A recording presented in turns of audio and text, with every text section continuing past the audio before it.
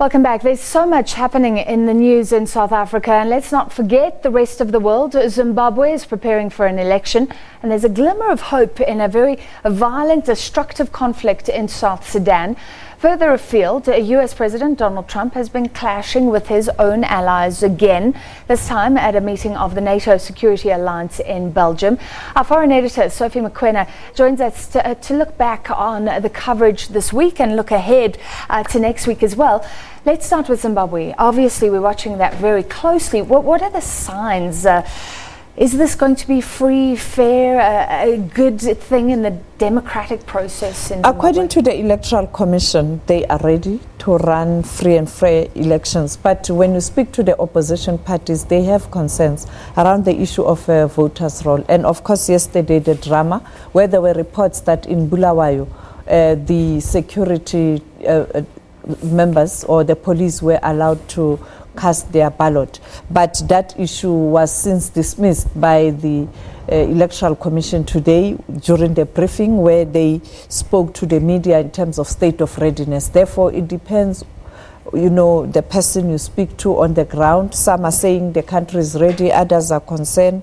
And also you have the electoral observers, they are already there.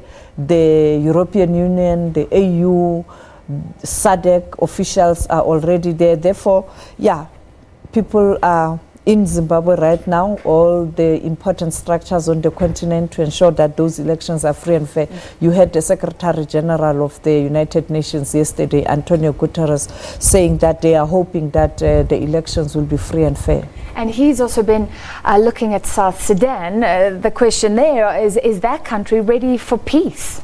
Well, we saw some progress last weekend where the two leaders met, Salva Kiir and Riek Machar in Uganda. You know that this is being facilitated by the IGAD countries, and the chair being Uganda, Museveni, had a meeting, and there were announcements made in terms of ceasefire, extension of the ceasefire, but secondly an agreement that they will have almost like a government of national unity where you have Riek Machar being a first vice president. But surprising enough is that you have other three vice presidents. Now the issue is, are you not going to have a situation where there's going to be a contestation for power? But there's progress. And Antonio Guterres, again yesterday, emphasizing the fact that this is the worst conflict on the continent, and therefore it has to stop. And unfortunately, we still get reports of clashes. And AU, 2 weeks ago, made an announcement that those who are going to violate the ceasefire will be punished. Well, could this work, Sophie? Because so you have the two main players who some would argue plunged this country into war, now having to work together, and more players involved. The world is hoping that the two will ensure that there's peace in South Sudan. People are suffering. You have millions displaced.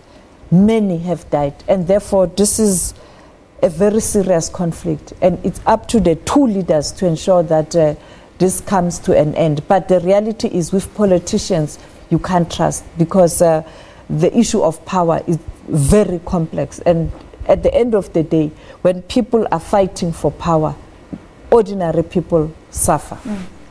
All right, let's go broader, move to Europe. So the US President Donald Trump in Brussels dealing with his allies who it seems to get tenser and tenser as they go along, doesn't it? Yes, you'd recall at the G7 meeting, when he left the meeting, many G7 member countries were not happy in terms of how he conducted himself.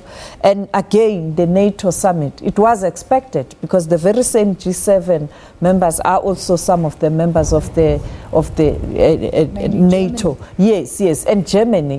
The hostility between Donald Trump and Angela Merkel is bad.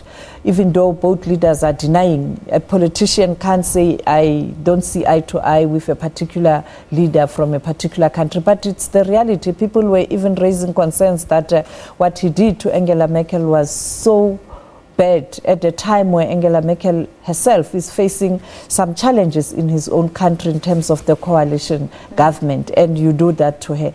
But also, Theresa May also experienced some hostility. You know very well, before he arrived in UK, he indicated that he doesn't agree with Theresa May's approach to Brexit, but all of a sudden this afternoon he's saying that he will support any decisions taken by Theresa May, but still taking a swipe at NATO.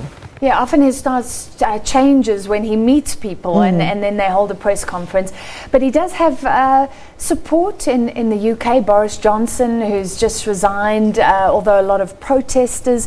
What's expected there for the rest of that trip, and then moving to Russia as well? Well, he is almost done with this UK state visit.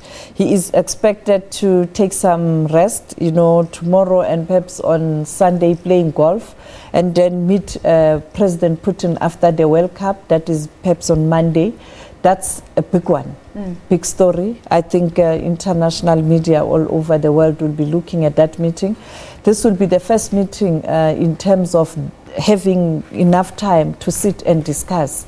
And you know very well, as he is heading to Helsinki for that meeting, then an announcement this afternoon that 12 Russian agents have been indicted in the US. You know very well it is a issue that relates to the elections and the allegations that there was interference by the Russian authorities. And the other concern is that there is information that he's going to have a private meeting with Putin, only the two, and people are asking questions. What is the agenda, particularly for that meeting?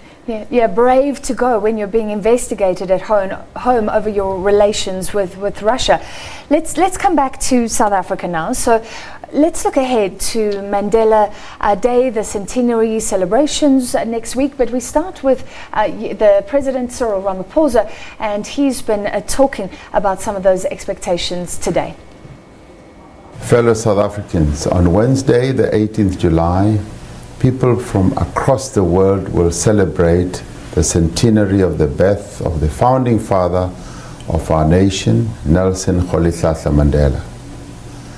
They will celebrate a global icon whose extraordinary contribution to the cause of freedom continues to inspire millions in the struggle for peace, justice, and equality.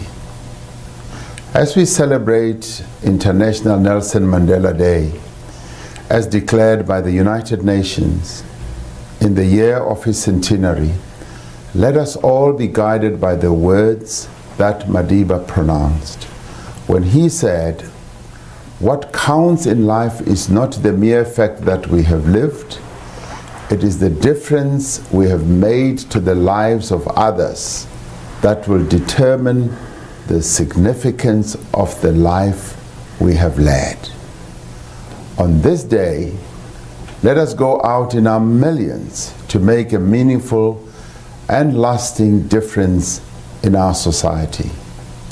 Let us also dedicate our time, our energy, and whatever resources we have in improving the lives of those in need.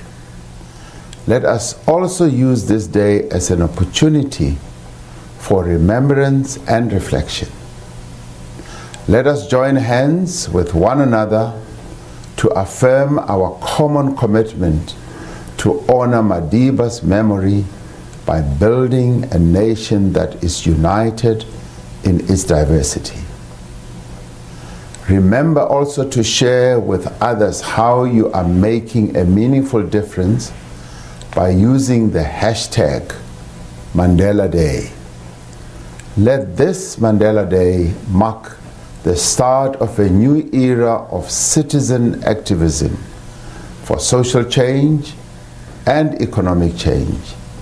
Let us all lend a hand to build the South Africa we dream of. A South Africa where all our people live in peace, security, and comfort, and where all are able to realize their full potential. Let us all lend a hand to to build the free and equal South Africa to which Nelson Rolihlahla Mandela dedicated his entire life. I thank you.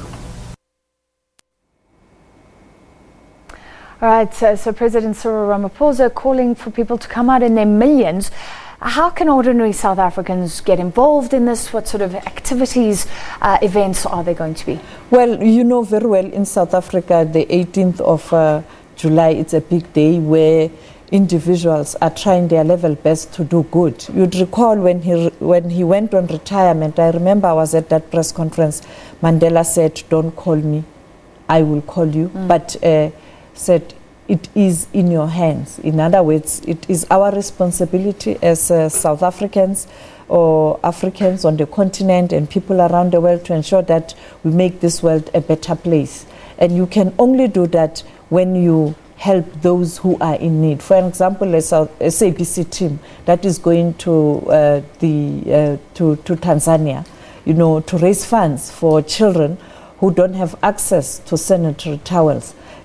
That it's an indication of a group of colleagues who are serious about ensuring that they respond to this call. And therefore, I think the companies, the ordinary people, on the 18th of July, they will be hard at work to ensure that they do good. But of course, the big day, the lecture, that will be delivered by former President Barack Obama. And before he is in South Africa or he comes down here, he is going to Kenya, where he is going to engage with young people in Kenya as part of the Mandela Month. Okay, so we'll be covering that live, all the events here in South Africa and many happening, you were saying, abroad as well. We've run out of time, but we will continue to follow each and everything in the build-up to Mandela Day. Particularly tonight at 10 o'clock.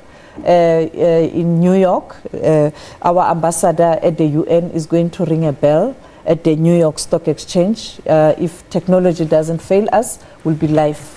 All right, that's at 10 o'clock tonight. Thank you very much, foreign editor for the SABC, Sophie Mokoena. Well, Zimbabwean election authorities have